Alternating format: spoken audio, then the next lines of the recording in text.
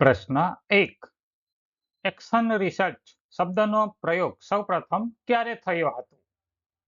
Option A 1940, option B 1946, option C 1953, option D 1960.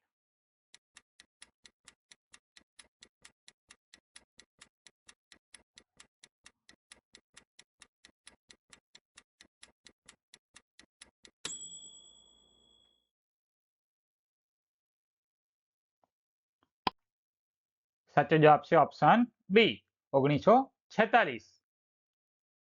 પ્રશ્ન number 2. શિક્ષણ ક્ષેત્રે ક્રિયાત્મક સંશોધનને લોકપ્રિય બનાવનાર કોણ હતા? Option A Kurt Lewin, option B Aristotle, option C Stephen Corey, option D Rousseau.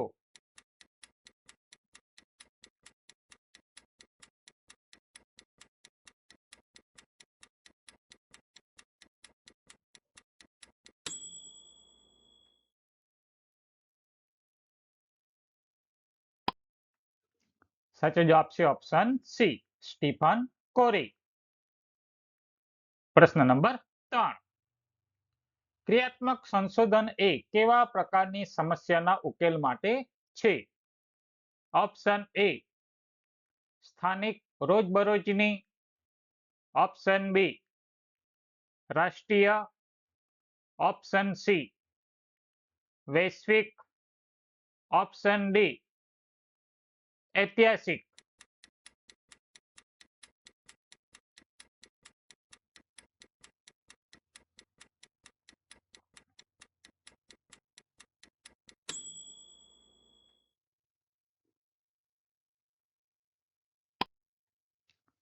સાચો જવાબ છે ઓપ્શન એ સ્થાનિક રોજબરોજની. પ્રશ્ન નંબર 4. ક્રિયાત્મક સંશોધનનું પ્રથમ સોપાન કયું છે? ઓપ્શન એ ઉકેલની પસંદગી, ઓપ્શન બી સમસ્યાની પસંદગી, ઓપ્શન સી તારણો, ઓપ્શન ડી ઉત્કલ્પના.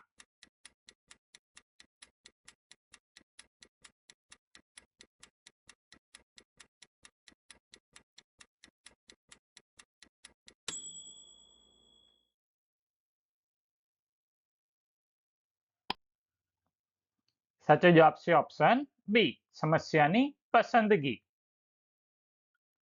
પ્રશ્ન નંબર 5. ક્રિયાત્મક સંશોધનનો મુખ્ય હેતુ શું છે? ઓપ્શન એ સિદ્ધાંત સ્થાપવો, ઓપ્શન બી પદવી મેળવવી, ઓપ્શન સી કાર્યપદ્ધતિમાં સુધારો કરવો, ઓપ્શન ડી જ્ઞાનમાં વધારો કરવો.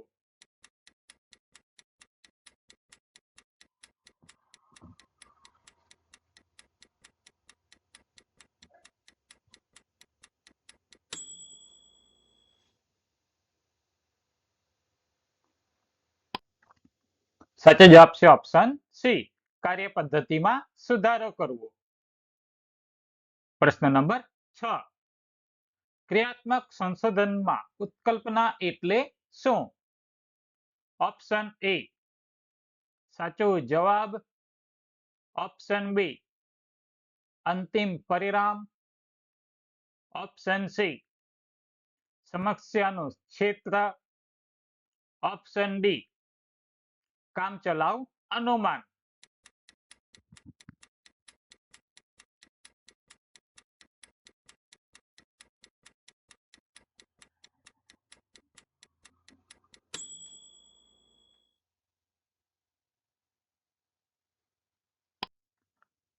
સાચો જવાબ છે ઓપ્શન ડી કામચલાઉ અનુમાન. પ્રશ્ન નંબર 7. ક્રિયાત્મક સંશોધનનો અહેવાલ કયા નામે ઓળખાય છે? ઓપ્શન એ લઘુ શોધ નિબંધ. ઓપ્શન બી મહાનિબંધ. ઓપ્શન સી પ્રયોગ પોથી. Option D diary.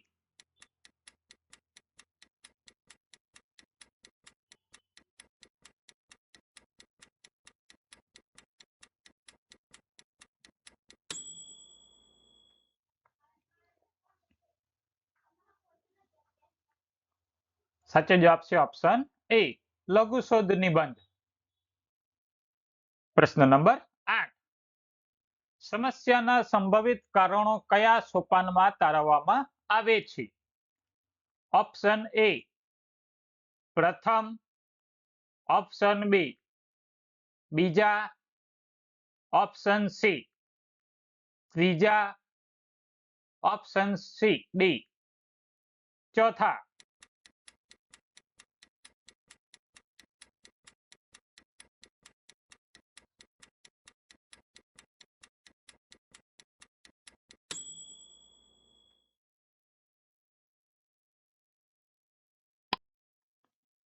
સાચો જવાબ છે ઓપ્શન સી ત્રીજા. પ્રશ્ન નંબર 9. ક્રિયાત્મક સંશોધનમાં સંશોધક પોતે જ કોણ હોય છે? ઓપ્શન એ નિરીક્ષક. ઓપ્શન બી અમલકર્તા. ઓપ્શન સી મધ્યસ્થી. ઓપ્શન ડી પ્રાયોજક.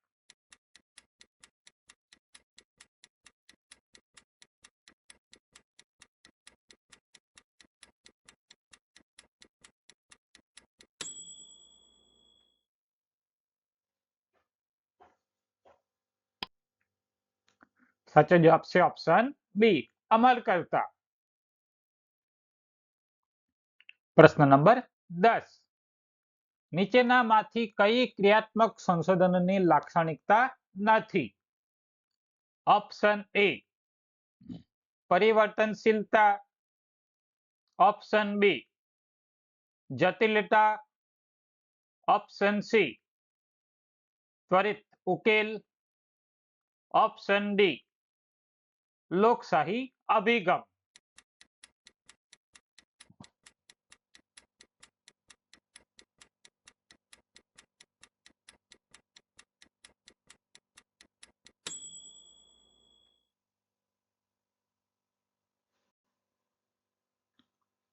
સાચો જવાબ છે ઓપ્શન બી જટિલતા. પ્રશ્ન નંબર 11.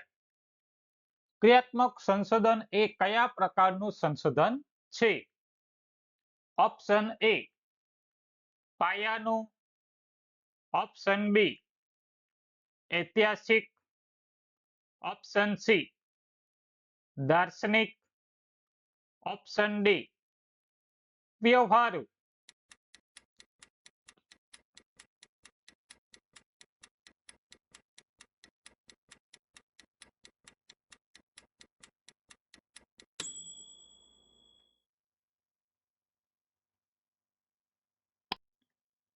સાચો જવાબ છે ઓપ્શન ડી વ્યવહારુ. પ્રશ્ન નંબર 12. ક્રિયાત્મક સંશોધનના અંતિમ તબક્કાને શું કહેવાય? ઓપ્શન એ તારણો અને પરિણામ. ઓપ્શન બી પ્રાયોગિક કાર્ય. ઓપ્શન સી પૂર્વધારણા. ઓપ્શન ડી મૂલ્યાંકન.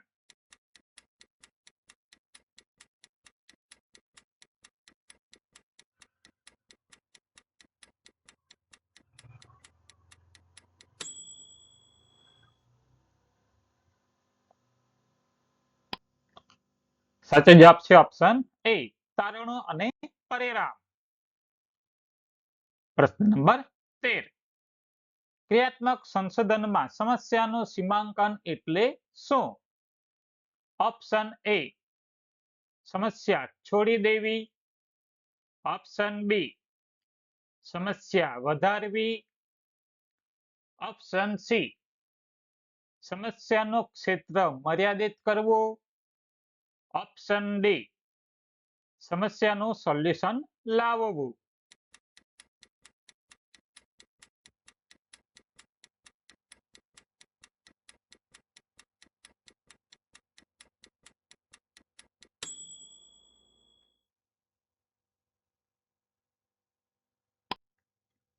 સાચો જવાબ છે ઓપ્શન સી, સમસ્યાનું ક્ષેત્ર મર્યાદિત કરવું.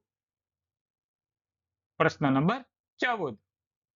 ક્રિયાત્મક સંશોધનમાં ચલ કેવા હોય છે? ઓપ્શન એ અસ્થિર, ઓપ્શન બી નિયંત્રિત, ઓપ્શન સી ઓછા નિયંત્રિત, ઓપ્શન ડી અજ્ઞાત.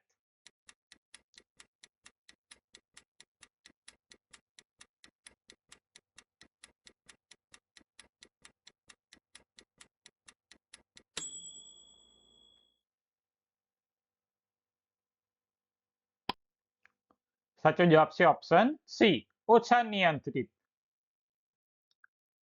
પ્રશ્ન નંબર 15. ક્રિયાત્મક સંશોધનનું ચક્ર કયું છે? ઓપ્શન એ આયોજન, અવલોકન, અમલ, વિચારણા. ઓપ્શન બી આયોજન, અમલ, અવલોકન, વિચારણા. ઓપ્શન સી વિચારણા, આયોજન, અમલ, અવલોકન. ઓપ્શન ડી અમલ, આયોજન, વિચારણા, અવલોકન.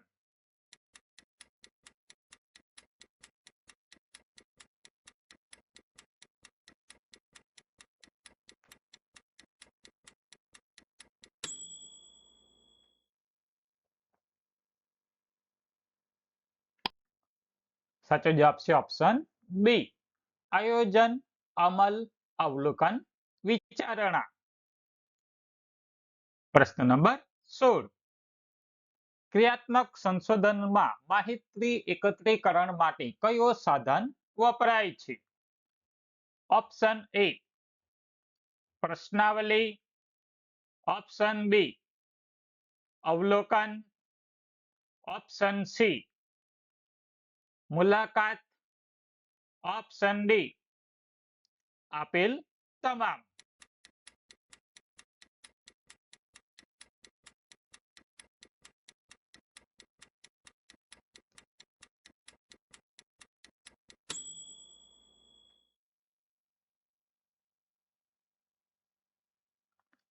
સાચો જવાબ છે ઓપ્શન ડી આપેલ તમામ. પ્રશ્ન નંબર 17. ક્રિયાત્મક સંશોધનમાં નમૂના તરીકે કોણ હોય છે? ઓપ્શન એ વિદ્યાર્થીઓ કે શિક્ષકો, ઓપ્શન બી યંત્રો, ઓપ્શન સી જીવજંતુઓ, ઓપ્શન ડી પુસ્તકો.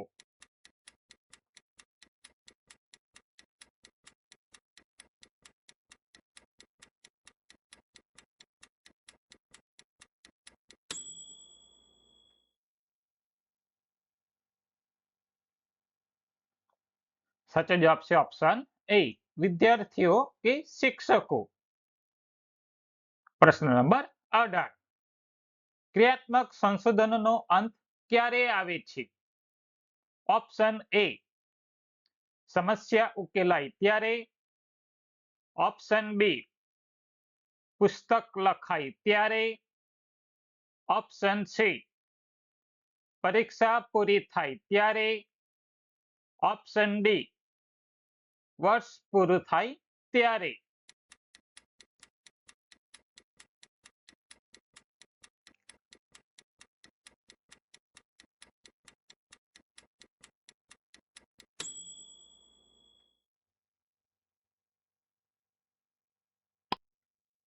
સાચો જવાબ છે ઓપ્શન એ સમસ્યા ઉકેલાય ત્યારે.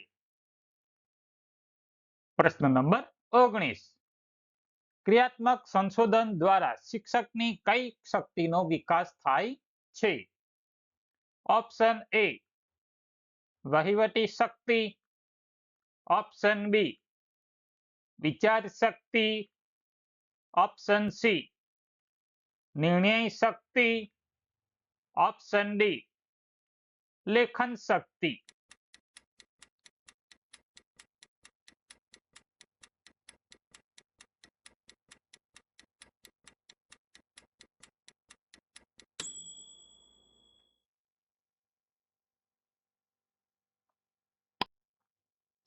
સાચો જવાબ છે ઓપ્શન સી નિર્ણય શક્તિ. પ્રશ્ન નંબર 20. શૈક્ષણિક મનોવિજ્ઞાનમાં ક્રિયાત્મક સંશોધનનો મુખ્ય ઉપયોગ શું છે? ઓપ્શન એ અભ્યાસક્રમ રચના, ઓપ્શન બી વર્તન પરિવર્તન, ઓપ્શન સી પરીક્ષા પદ્ધતિ, ઓપ્શન ડી વહીવટ.